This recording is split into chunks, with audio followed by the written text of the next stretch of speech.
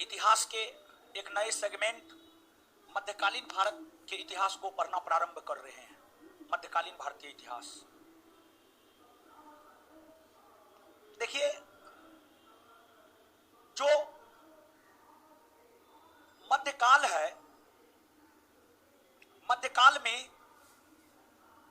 भारत में मूलतः मुस्लिमों का शासन रहा है। मध्यकाल में मूलतः भारत में मुस्लिमों का शासन रहा है। किसका शासन रहा है? मुस्लिमों का। मुस्लिमों का, जिस वजह से मध्यकाल को मुस्लिम काल भी कहा जाता है। क्या कहा जाता है? मुस्लिम काल। मुस्लिम काल भी कहा जाता है। और मुस्लिम किसे कहा जाता है? इस्लाम धर्म को मानने वाले लोगों को ही मुसलमान कहा जाता है।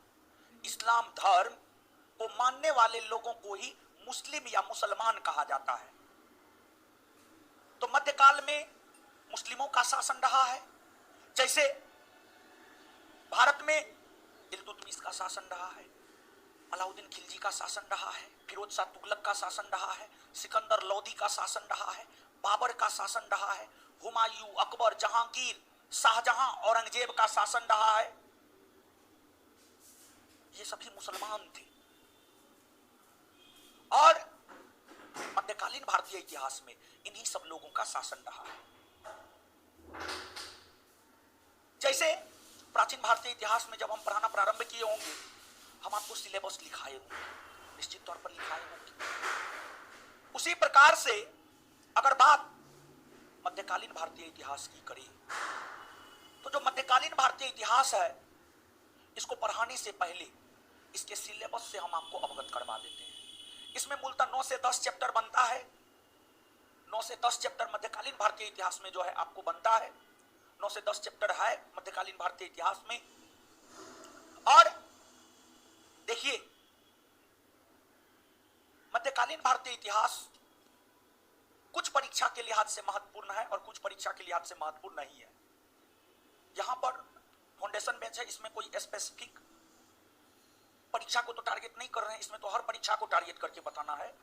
तो इसलिए मध्यकालीन भारतीय इतिहास को भी अच्छे से पढ़ना है। जिस प्रकार से हम लोगों ने प्राचीन भारतीय इतिहास को पढ़ा और 2023 यूपीएससी में जो प्रश्न आया आपके कॉपी से था, उसी प्रकार से मध्यकालीन भारतीय इतिहास को भी ऐसे पढ़ना है ताकि आगामी होने वाले किसी भी परीक्षा में अगर आप बैठे, चाहे बिहार पुलिस, बिहार दरोगा, बिहार एसएससी, बीपीएससी या अन्य किसी भी परीक्षा में बैठे, तो प्रश्न आपके कॉपी से हो और आप प्रश्न बना करके आए। ऐसे पढ़ना है हम लोगों को। अब मध्यकालीन का नोट मार्केट में बहुत सारा है, 2-3 प्रकार का नोट है मेरा।